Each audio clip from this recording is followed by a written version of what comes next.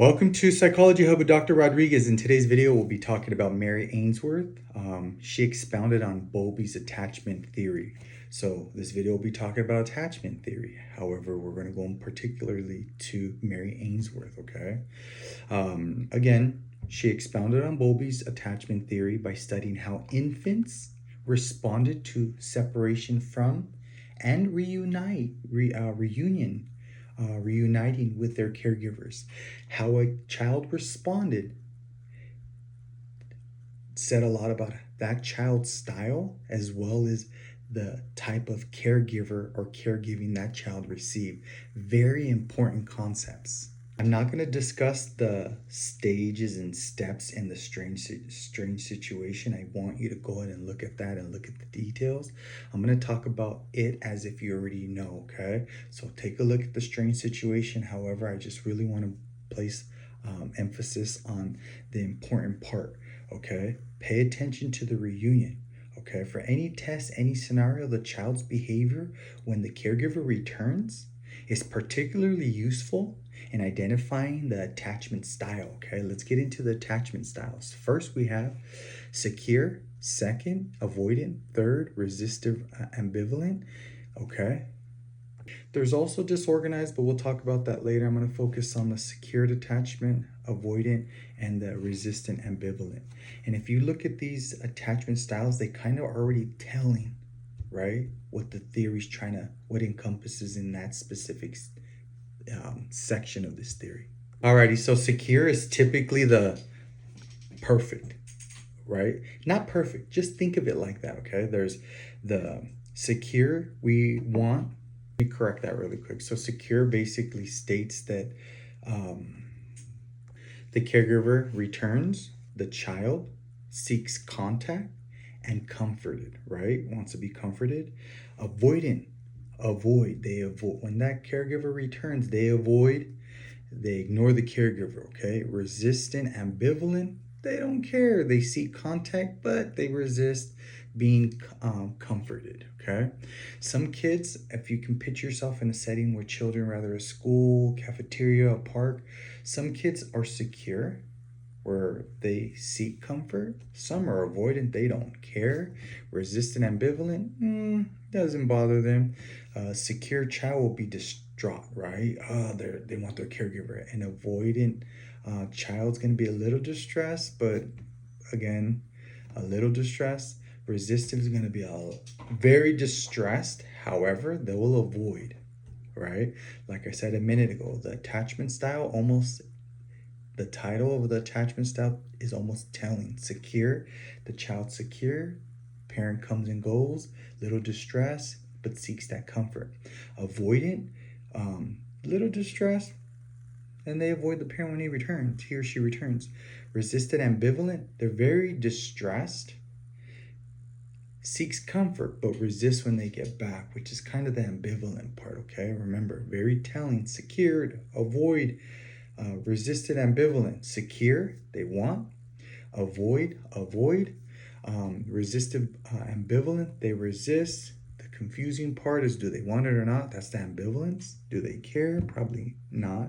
Let's review just the 3 stages once more, okay? So attachment style, the pattern is the child's able to walk around and explore because that's secure attachment, right? The caregiver leaves, they get a little distressed. The caregiver returns, they seek that comfort, right?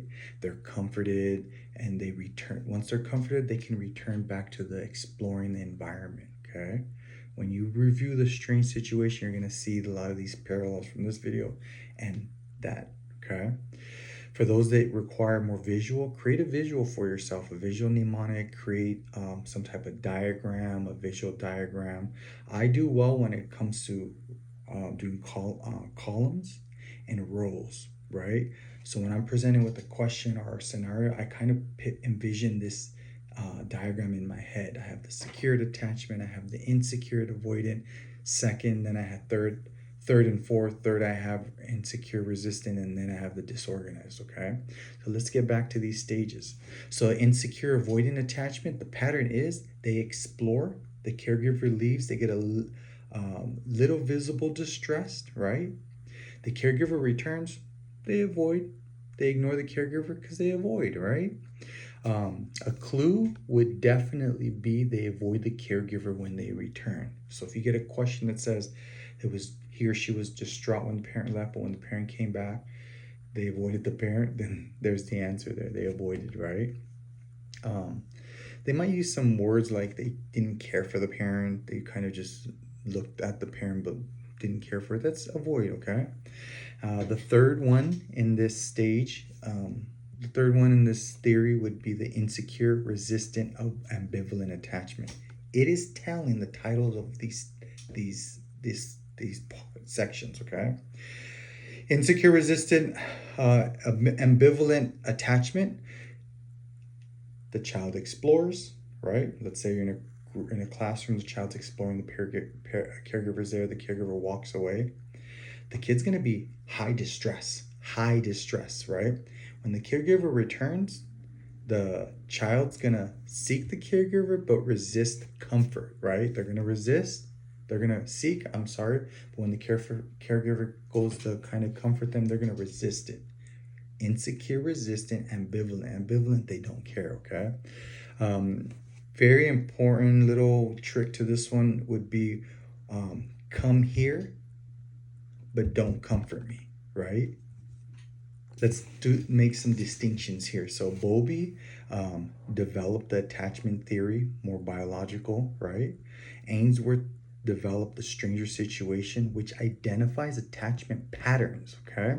And then we're going to get into the other video, take a look at Harlow, demonstrated contact comfort with the rhesus monkeys, okay? Very interesting study. And a little mnemonic, a little memory trick would be Bowlby, why attachment happens, Ainsworth, how attachment looks, and Harlow, comfort matters. All right, we come to a very important part of this video, the typical caregiver pattern. This is very important because sometimes the way a parent, their pattern is going to tell us that is almost telling that the attachment style that child's going to have. For example, if a parent is sensitive, responsive, consistent with their child, they're probably going to have a secure attachment when it comes to Ainsworth theory, okay? That can also be a test question. Second would be if the caregivers, and I apologize if I keep saying parent, caregiver, right? Let's be a little bit more diplomatic and open, right? So if a caregiver's patterns they're rejecting their child, they're emotionally unavailable, less responsive, they're gonna be the child's gonna be more avoidant, okay? So the way a caregiver behaves, rejecting, emotionally unavailable, and less responsive, almost makes that kid avoidant, right? They want to avoid that rejection, that you're almost creating that attachment style. You're creating your child or the kid or the receiver of the care, okay? Resistive, ambivalent, the caregiver pattern is going to be inconsistent, unpredictable, unresponsive. When a caregiver is inconsistent, unpredictable, the responsiveness lacks, they're almost going to resist and not even care. So the way a caregiver behaves and their beliefs are going to kind of almost their ingredients on creating their child's attachment style. And a minute ago, I talked about disorganized, disoriented, which was added later. However, it is a style. It could be a test question.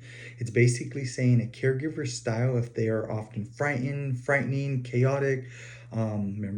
Those parents that are chaotic. They're markedly insensitive. Caregiving may be associated with maltreatment. That kid's gonna disassociate, disorganized, right? Disoriented style. So remember, a caregiver style, their pattern is almost ingredients on making and creating their child's attachment style, okay? In close, I want to highlight secure. A secure child is a sensitive parent. An avoidant child is a rejecting parent, caregiver style.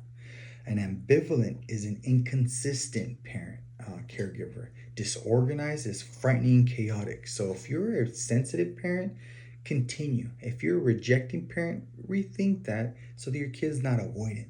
Inconsistent parent, ambivalent, frightening, chaotic, disorganized. So when your child grows up and they're like, and you say, my child's disorganized, ambivalent, avoidant, you're kind of almost the reason, okay? Good luck.